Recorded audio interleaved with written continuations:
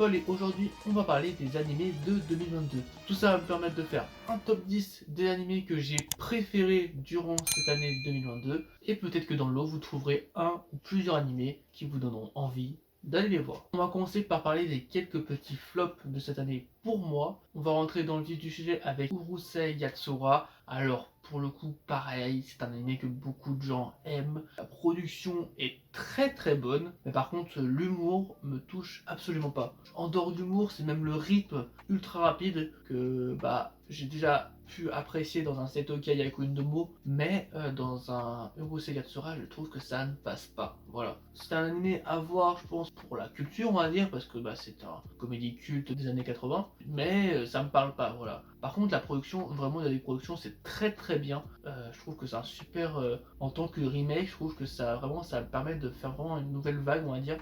Donc pour l'instant j'ai mis en pause, peut-être que je continuerai par la suite et j'aurai un avis plus global sur la série, mais pour l'instant ça passe pas, j'ai vu 4 épisodes quand même, et il n'y a aucune scène qui me fait marrer, enfin je suis pas attaché au personnage, mais j'ai un petit problème avec l'anime et j'aimerais bien avoir votre avis dessus parce que peut-être un peu le seul dans ce cas-là, je sais pas, avoir du mal à apprécier cet anime. Il y a également Sagiku Hibisco, alors ça c'est vraiment une déception de mon côté. Bon, j'ai quand même fini la saison, mais vraiment le gros problème de cet anime, en dehors de la production qui est moyenne, on va dire, c'est la deuxième partie. Ce qui se passe dans la deuxième partie, j'ai trouvé ça mais vraiment nul du bout à la fin, vraiment. Ce qui se passe sur deux trois épisodes, ça casse totalement l'intrigue, ça casse tous les enjeux qu'avait on va dire ce Neketsu, hein, on peut le dire. Vraiment, j'ai trouvé ça tellement dommage parce que la première partie de l'anime était vraiment bien, je trouve. Enfin, il y avait en tout cas, bon, la production était pas folle, mais je trouvais que ça apportait quelques petites nouveautés. Je trouvais, même personnage avait un design assez sympa, le concept de champignons, etc. était plutôt bien développé. Mais voilà, ce qui se passe dans le deuxième intrigue, vraiment, c'était pas nécessaire. Je sais pas si c'est censé continuer l'histoire, mais si ça s'arrête là, c'est encore pire, je pense. Mais je sais pas. En dehors de ce qui se passe, on a un modèle CGI pour un ennemi qu'on va avoir pendant tout un épisode horrible, avec une voix encore plus horrible, vraiment. J'en fais des cauchemars tellement c'est horrible. En fait, j'aimerais bien faire un top 5 des monstres en CGI horribles que j'ai vu dans ma vie. Et je pense que celui-là, il est pas cinquième. Voilà. Donc vraiment trop dommage. Parce que ça partait super bien, je trouve. Enfin, en tout cas, ça partait bien. Mais voilà, la deuxième partie était vraiment mauvaise. Et enfin, bonne déception de ma part, mais je pense que c'est une déception globale, c'est The Requiem of the Rose King, qui a l'air vraiment sympa. Je pense qu'un jour je lirai le manga, mais la production c'est une catastrophe absolue. C'est tellement dommage parce que, en plus de ça, ça rush pas mal l'histoire, de ce que j'ai compris. Je me suis arrêté au bon moment tellement c'était moche. Vraiment, je suis vraiment pas difficile en termes de production. Je préfère largement une bonne histoire à une bonne production. Mais quand c'est vraiment catastrophique à ce point, ça t'écoute même de l'histoire, quoi. Donc vraiment, un gros point noir cette production pour cet animé, The Requiem of the Road King, qui a l'air en manga plutôt sympa. Donc un jour, je pense que je vais le lire parce que ça m'intrigue fortement. On va maintenant se concentrer sur les animés que j'ai préférés cette année. Et avant de rentrer dans le top 10, je voulais faire quelques petites mentions spéciales, notamment aux animés qui sont des cours 2, des saisons 2, etc., que je n'aimais pas mettre dans ce top, mais qui auraient pu totalement y être. Je pense notamment à la partie 2 d'Usoba Ranking, la partie 2 de Platinum M qui est vraiment meilleure que la partie 1 et vraiment elle est très bonne cette partie 2. Je pense à Kaguya-sama saison 3, Reine de Girlfriend saison 2, My Hero Academia saison 6, Kageyori Twin, Vanitas partie 2 qui était vraiment meilleure que la partie 1. To Your Eternity saison 2 qui est aussi extrêmement bien lors de cette saison d'automne 2022, vraiment. Et Mob Psycho 100 saison 3, la saison finale qui est juste excellente du début à la fin. On va maintenant s'intéresser à mon top 10 des animés de 2022. En 10ème position, Akiba Maid War, un animé original par PA Works dans lequel on suit Nagomi, une jeune recrue du Tontokoshon, un maid café, qui va découvrir ce métier qui est différent de ce qu'il imaginait. Il va y avoir une vraie guerre entre les maids des différents quartiers d'Akihabara, des meurtres, de la violence tout simplement, dans une ville qui semble pourtant si calme avec plein de maids café, mais au final c'est juste la guerre entre les maids. Nagomi va donc être accompagnée de Ranko qui elle a connu ces guerres et va les reconnaître en revenant donc dans un maid café. Elle a 35 ans, elle a dû arrêter son travail pendant plusieurs années pour certaines raisons. Vous verrez ça dans l'anime. animé, mais en tout cas, ce qu'on retient de cet animé, c'est une comédie qui fonctionne parfaitement, vraiment, ce mélange entre Maid et guerre est incroyable. À chaque épisode, ils arrivent à renouveler le concept qui est pourtant semble être un concept qui peut tenir sur un ou deux épisodes. Non, ils arrivent à le renouveler sur chaque épisode, donc c'est juste trop bien. Les personnages sont hyper attachants. À côté, on a la gérante qui ressemble énormément dans son comportement ou son design à Kobeni, et ça c'est trop bien aussi, ça m'a attiré direct.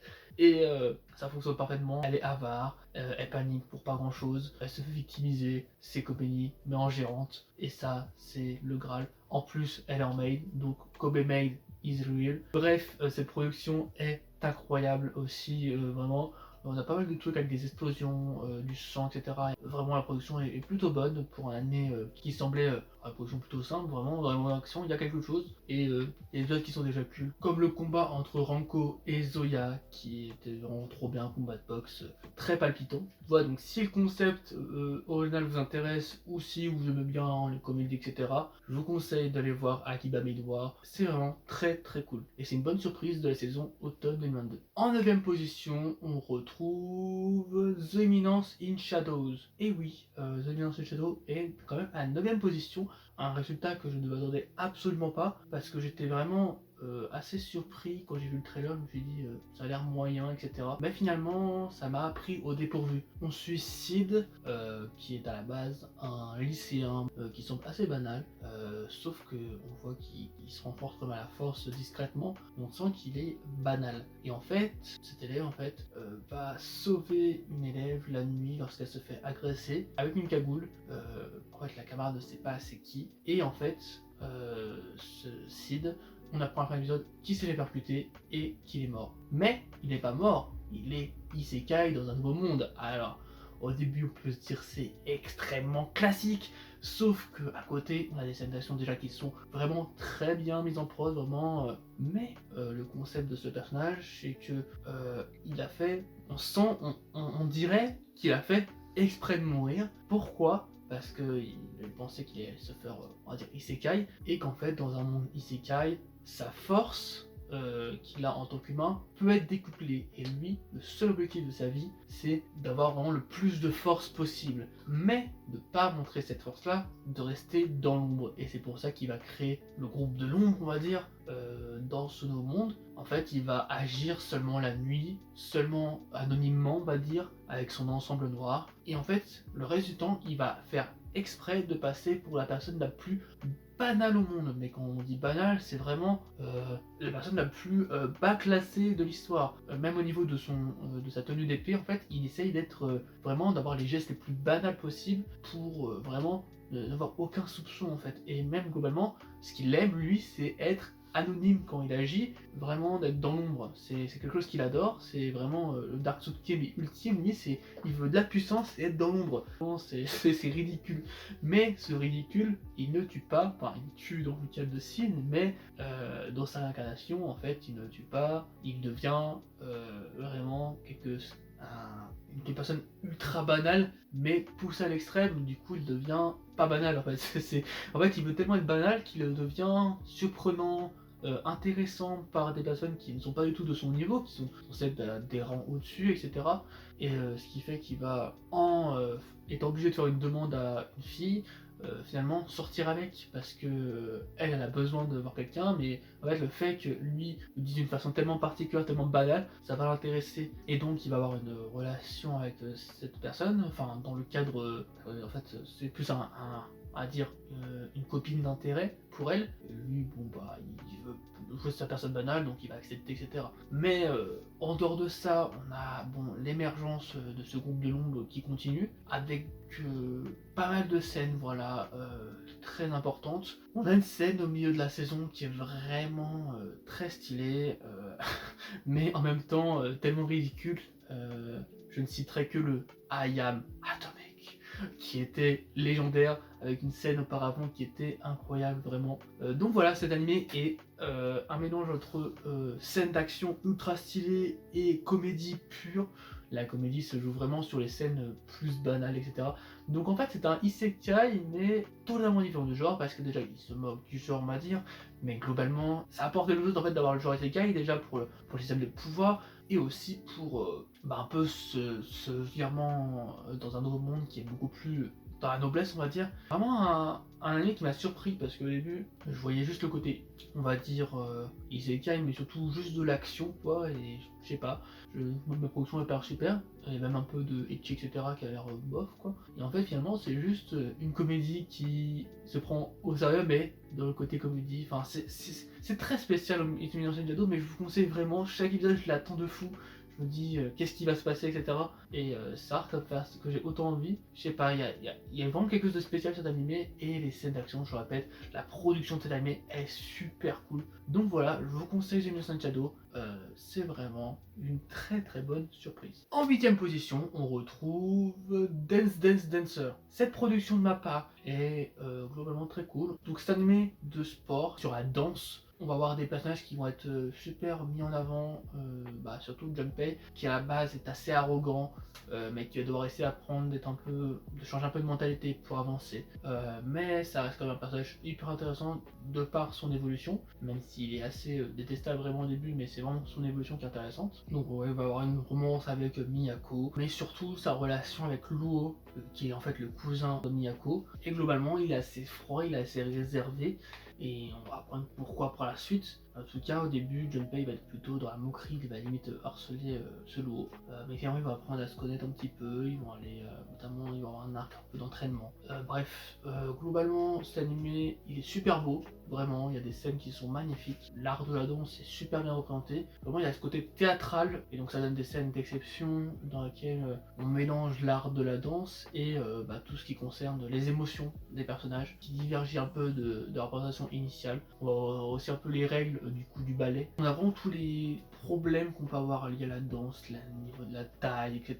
Et je pense que même si on n'est pas, moi de toute façon je suis pas intéressé spécialement par la danse, mais j'ai été pris dedans et j'en ai appris un petit peu grâce à cette année et je trouve ça super intéressant. Et voilà tout ce qui se passe aussi à côté, bon les regrets, les joies, super intéressant. Donc je pense que c'est une saison 1 prometteuse, j'ai hâte de voir ce que ça va donner par la suite. Je pense qu'on va vraiment plus rentrer dans le côté technique peut-être de la danse et peut-être plus maintenant qu'on a un peu développé le personnage, plus peut-être dans la danse, vraiment peut-être avec des tournois etc. Et voilà, je vous conseille si vous aimez bien la danse ou si vous aimez bien les animés de sport en général. En 7ème position, on retrouve Aren-san. Aren-san wa Akaranai. C'est pour moi la comédie School Life de l'année. Vraiment, Aren-san, j'ai adoré. J'ai trouvé le concept super sympa. On va donc en fait avoir la rencontre de Aren Reina, qui est une personne de petite taille qui globalement parle très peu fort. Et on va voir à côté Reidu Matsuboshi qui lui va essayer de la comprendre, mais surtout a un esprit très créatif, on va dire. Ça va donner à chaque épisode des scènes toujours plus romantiques les unes des autres dans le genre comédie, dans lequel on va avoir vraiment le développement de ces personnages ensemble, on va dire. Une sorte de romance au final qu'on va un peu plus développer par la suite. Vraiment, j'ai adoré Aren-san. Le duo pour moi il marche parfaitement. On a des scènes qui se répètent, mais pourtant les sujets de discussion sont vraiment à chaque fois différents. La production n'est pas incroyable, mais elle est toujours originale. Même s'il y a de la romance et que il y a une différence un peu. Bon, les personnages, on va dire, il y a quelqu'un de très grand et petite, on va dire. C'est pas une relation spécialement d'emprise en fait, du tout. Vraiment, c'est hyper mimi en fait, dans la façon dont ça se fait, etc. Et vraiment, ce duo vraiment est super inventif. C'est plein de gags en fait, mais c'est super bien fait, je trouve, vraiment. Et j'ai trop hâte de la suite aussi, j'espère qu'il y aura une suite. Et le final de cette saison est aussi super touchant, je trouve. On les revoit tous ensemble à la fin. Il y a aussi d'autres passages qu'on voit un petit peu. Et on a l'introduction d'un nouveau personnage qu'on verra peut-être dans une future saison 2, j'espère vraiment, parce que c'est vraiment un de mes coups de cœur de cette année. Si vous aimez bien les comédies, vraiment, je pense que vous pouvez aimer. En 6ème position, A Couple of Cuckoos. Et oui, A Couple of Cuckoos, qui est donc un animé provenant d'un manga de Miki Yoshikawa, qui avait notamment fait Yamada-kun and the Seven Witches, qui a donc déjà un parcours, on va dire, assez intéressant dans les mangas. C'est vrai que c'est un anime de romance dans lequel on suit Nagi Umeno qui en fait était échangé à la naissance avec Erika Amano. Il a été échangé de famille tout simplement par erreur et donc il a vu avec sa fausse famille jusqu'à son lycée lorsqu'il va apprendre du coup qu'il a été échangé et Erika également.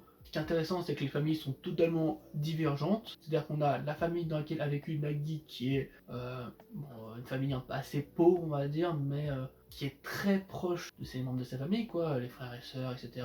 Les parents avec du coup leurs enfants. Et de l'autre, on a la famille dans laquelle a vécu Erika, on a le père et la mère, mais qui sont assez distants, on va dire, mais surtout très riches en fait. Donc en fait, limite, ils vivent même pas ensemble des fois, ils vont vivre dans des maisons, etc. Surtout plus en location, etc. Bref. En fait, donc Erika et Nagi vont se rencontrer le jour de leur annonce, dans laquelle en fait ils vont vouloir mimer qu'ils sont ensemble pour éviter qu'elle fasse un mariage forcé. Sauf qu'en fait, elle va apprendre par la suite que ce mariage forcé c'était censé être avec ce Nagi. Pourquoi? Pour en fait relier les familles, on va dire juridiquement, et c'était peut-être plus simple pour ce côté, etc. C'est plus un mariage, on va dire, d'intérêt, pas un mariage vraiment. Enfin, c'était un mariage en fait un peu pour arranger les familles, quoi. Et c'est plus du côté de la famille d'Erika que ça intéressait, quoi. Mais c'était pas non plus une obligation, hein, on verra ça par la suite. Mais en tout cas, ça va permettre de les connaître un petit peu. On va déjà avoir ce lien avec la photo qu'on va retrouver beaucoup dans l'anime, on va beaucoup avoir de moments, même dans l'opening, où la photo mise en avant, la photo qui représente les souvenirs, qui représente des cliffhangers parfois, même dans cet animé qui semble pourtant assez calme. Bref, ils vont devoir finalement emménager ensemble, donc Erika et Nagi, dans un changement de location pour la famille de Nagi, et en gros, ils vont devoir vivre ensemble. Sachant que Nagi a donc sa fausse sœur, qui est donc la sœur de normalement d'Erika, qui est donc Sachi, qui semble également être, depuis qu'elle a appris que c'était pas son vrai frère, un sentiment assez bizarre, peut-être presque amoureux. Enfin, c'est un sentiment assez bizarre, mais parce que c'est censé être son frère, mais non, c'est pas son vrai frère. Donc bon, c'est une question de morale, etc.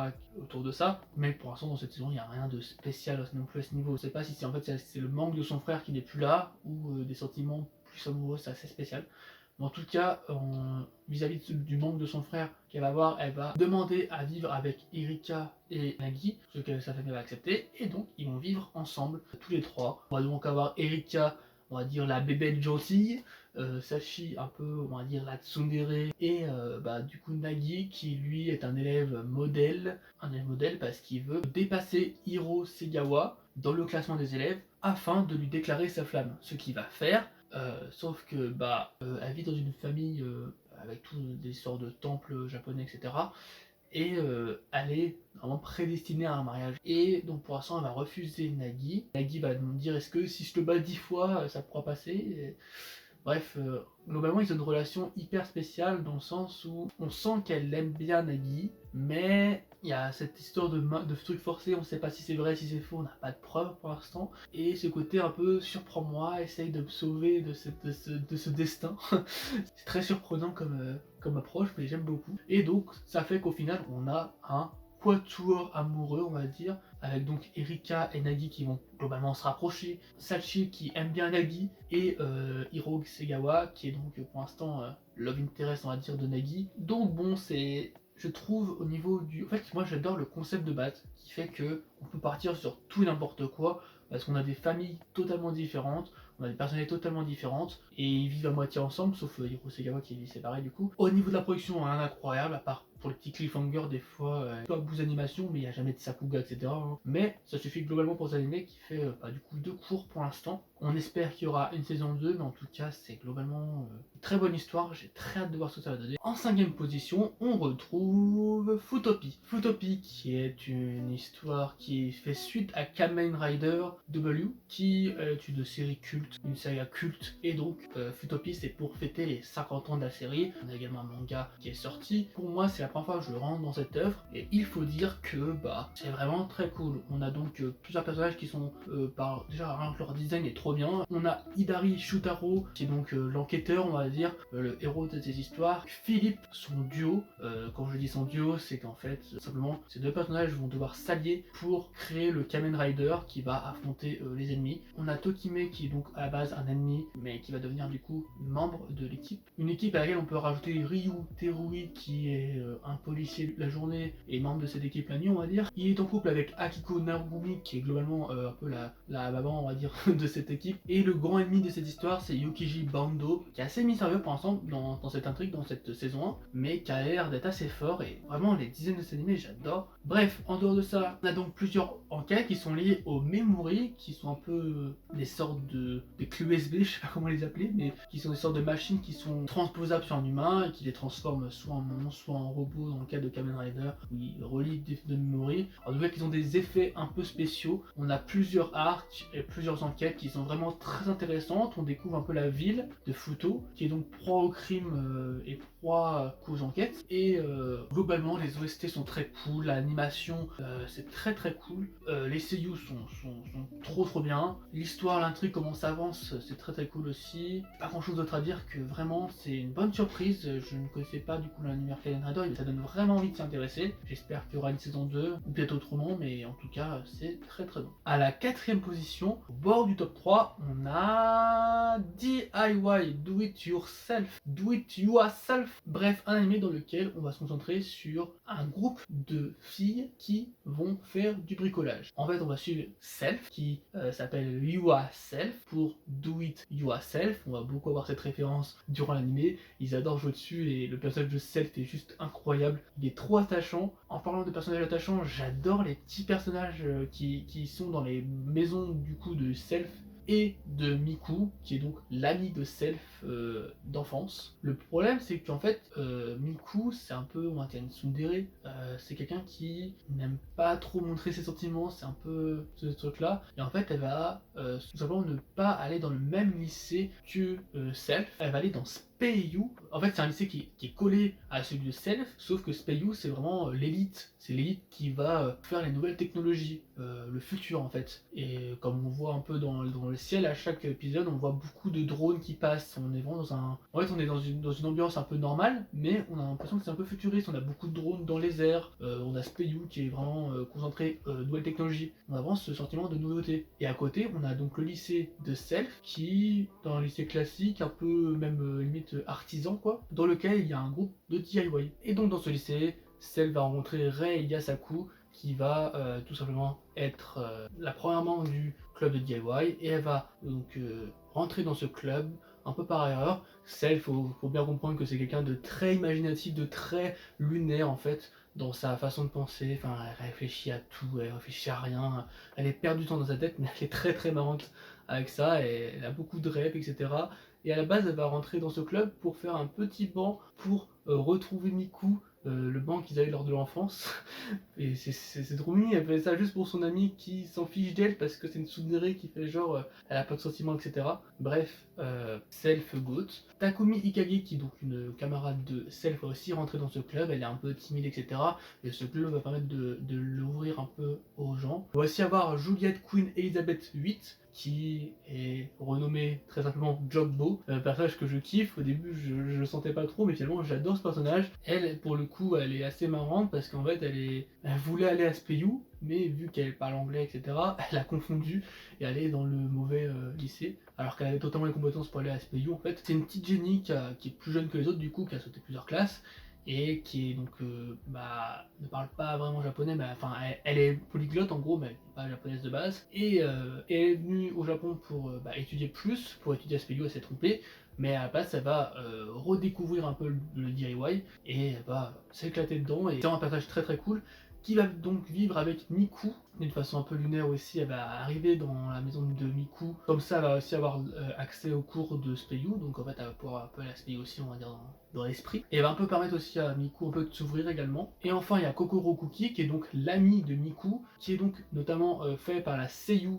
de Kobeni de Chainsaw Man, et globalement tout ce petit groupe va commencer à rentrer un par un dans le club de DIY. Et globalement, l'anime est super joli, il a une patte graphique assez particulière, et j'adore les petits moments de rêverie de de Self, c'est vraiment trop bien. C'est super chill à regarder. Une mention spéciale à l'épisode 4 qui est vraiment sublime sur plein d'aspects techniques, c'est trop bien. Et bah vraiment c'est que du kiff cet animé, donc je vous conseille vivement, si vous aimez un peu les animés du genre Kion, etc. Et je vous conseille vivement d'aller voir DIY. Et même globalement c'est une très bonne production. On rentre enfin dans le top 3 avec en troisième position Spy X Family. Évidemment, fallait que je parle de Spy X Family, cette coproduction entre Cloverworks et Wii Studio qui adapte l'un de mes mangas préférés. Très très bien. Les pages bonus sont adaptées, il y a quelques passages animés totalement originaux qui sont vraiment intéressants dans le cas de Spy Family où c'est une genre de comédie qui peut dévier sur plein d'aspects.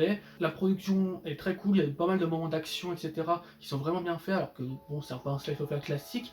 Mais globalement, c'est une comédie que j'adore. Vraiment, j'ai envie de redécouvrir cette œuvre, mais de façon intéressante, parce que je redécouvre l'histoire vraiment à un rythme du coup d'animé, et du coup, je fais plus attention aux petits détails qu'il y avait dans le manga. Mention spéciale également à Damien, qui est un de mes personnages préférés, que j'adore, du coup, avec les petites scènes qu'il y a dans la partie School Life, dans laquelle Anya arrive. Alors, pour résumer l'histoire, Lloyd est un espion, Anya est une télépathe, et Yor est une tueuse à gages. Sauf qu'en fait, ils se cachent tous les trois leur identité.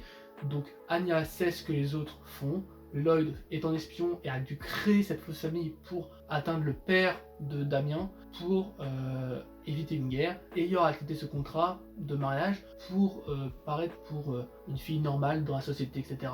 Et donc ils vont vivre ensemble des tas d'aventures, ils vont se rapprocher également. Il y a une mini-romance entre Lloyd et Yor, même si c'est vraiment pas la principale de l'œuvre du tout. Anya qui essaie de sauver un peu les pots cassés sur plein de situations, mais qui le fait assez maladroitement, et c'est un passage très très marrant. L'anime m'a d'ailleurs fait plus apprécier Anya que dans le manga, où j'avais un petit peu du mal au départ. Là j'ai directement apprécié et je trouve que le personnage est très très cool animé. Voilà, globalement Spy Family c'est validé, l'adaptation est très très cool, plein d'ajouts, une production vraiment sympa, des sillons en or, que rêver de mieux. En deuxième position de ce top 10, on retrouve My Dress Up Darling. Cette production de Cloverworks est juste incroyable. Alors pour le coup, c'est la seule œuvre du top 3 que je n'avais pas lu le manga avant, mais je l'attendais énormément cette production, même si j'avais été pas mal de soucis avec Cloverworks sur ses anciennes productions. On peut citer Oremiya, qui a des problèmes de rush, on peut citer Wonder et Priority, qui avait eu des problèmes, on peut citer The Promised Neverland, qui avait une saison 2 assez spéciale. Bref, j'étais pas confiant, mais j'attendais cet animé, et quand j'ai vu les premiers trailers, j'ai été directement, pratiquement confiant. J'ai oublié le nom de Cloverworks, qui a fait d'ailleurs des très bons animés cette année, je tiens à le préciser, parce que j'avais un peu du mal sur Cloverworks en 2021, mais en 2022, il n'y a rien à redire. Vraiment, Cloverworks, je pense, a dû changer un peu sa direction, je sais pas, et c'est très cool, on retrouve un peu le Cloverworks d'antan. Bref, tout ça pour dire que cette production de Cloverworks est juste sublime, c'est vraiment pour un slice of life, je crois que j'ai jamais vu ça, voilà. Je peux dire que j'ai jamais vu ça. C'est donc une histoire dans laquelle on suit Marin Kitagawa qui veut faire des cosplays, qui va faire équipe avec Wakana Gojo qui lui s'occupait de faire des poupées traditionnelles, c'était un peu son rêve, mais va découvrir le monde du cosplay, il va l'aider à faire des cosplays. Donc il va y avoir une romance qui va s'installer entre les deux évidemment. Très belle romance d'ailleurs, on sait qu'il y a eu pas mal de scènes ecchi etc. Mais c'est une ecchi vraiment très bien gérée je trouve, qui apporte vraiment un aspect à l'œuvre. Et on a aussi enfin ce côté du mec qui est pas spécialement amoureux spécialement de Marin Kitagawa, c'est plus l'inverse, c'est plus Marin Kitagawa qui petit à petit tombe en kiff sur Wakana Gojo. Et j'ai trouvé ça très cool, bref la romance est vraiment trop bien. L'univers du cosplay est donc très principalement évoqué dans cette œuvre et est très cohérent avec l'histoire, tout ce qui est raconté, vraiment. Il y a pas mal de scènes aussi qui sont des scènes d'animé d'antan pour représenter un petit peu le cosplay, pour mettre un peu en action ce qu'ils vont faire. Et ça c'est des scènes un peu inédites on va dire, qui sont vraiment trop bien. La scène de la plage, que dire, c'était magistral. L'épisode final c'était un feu d'artifice magnifique. Tout cet animé est magnifique, l'histoire est trop belle. Je pense que c'est mon slice of life romance préféré de tout ce que j'ai vu.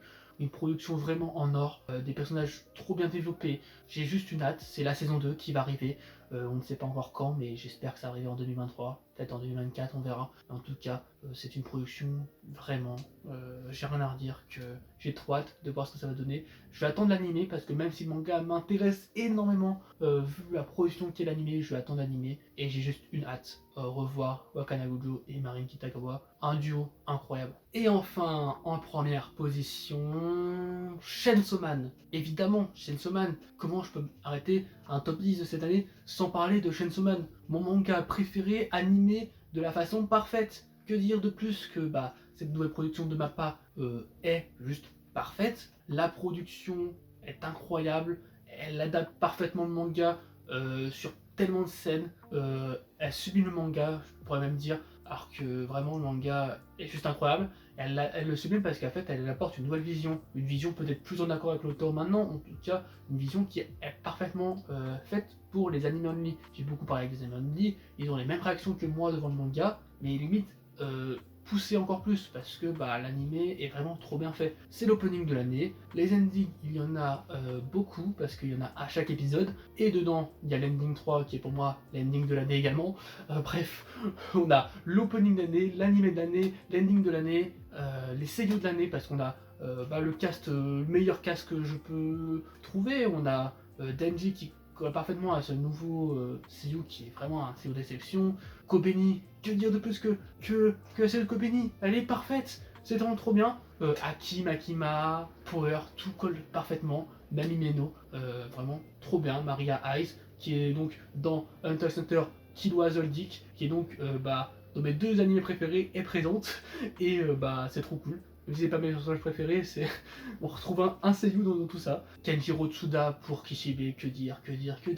Toutes les scènes sont apparemment adaptées, elles sont sublimées, comme je peux dire que vraiment, j'ai jamais vu une production aussi bien, je pense. Vraiment que c'est ma production préférée, pour mon anime préféré, pour mon manga préféré, pour mon cast préféré. J'ai jamais eu une adaptation aussi bien. Voilà, je peux le dire, j'ai jamais vu une adaptation aussi bien. Un film en animé, voilà, c'est ce qu'on peut dire, c'est un film en animé. Maintenant, j'ai juste une hâte, c'est la suite. Voilà, juste la suite. La suite va être encore mieux que cette partie 1 dans ce qu'elle raconte.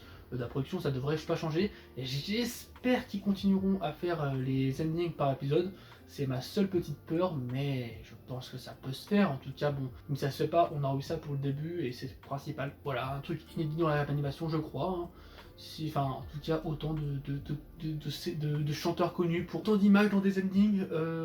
Chaque ending pourrait être un ending incroyable pour n'importe quelle raison. Là, il y en a 12 qui sont incroyables. Voilà, que dire de plus? Vraiment, Chainsaw Man. C'était vraiment ma plus grande attente de ma vie en animé, et elle a été encore plus comblée que je l'imaginais. Voilà pour ce top 10 de mes animés de 2022. J'espère que dans l'eau vous aurez découvert quelques animés, je vous invite vraiment à tous aller les voir. Et aussi à me faire dans les commentaires votre top 10 de l'année. Voilà, qu'on se partage un peu nos animés, nos ressentis également sur ce top 10. J'espère que ce top 10 vous aura plu et j'espère que l'année 2023 sera encore meilleure, mais franchement, notamment cette saison d'automne 2022 a été vraiment quelque chose en termes d'animé. Il y a eu trop de trucs, donc va falloir battre ça 2023 et j'ai des en 2021 avec peut-être vu plus d'animés en 2021, mais j'ai vraiment pris plus de kiff en 2022, surtout avec cette saison d'automne 2022 je pense. Voilà, j'espère que cette vidéo vous a plu. Si vous n'avez pas liké, commenté, partagé, je vous invite également à me suivre sur les différents réseaux sociaux, le lien est dans la description. Sur ce, je vous souhaite une bonne journée, une bonne soirée, c'était Paul, salut.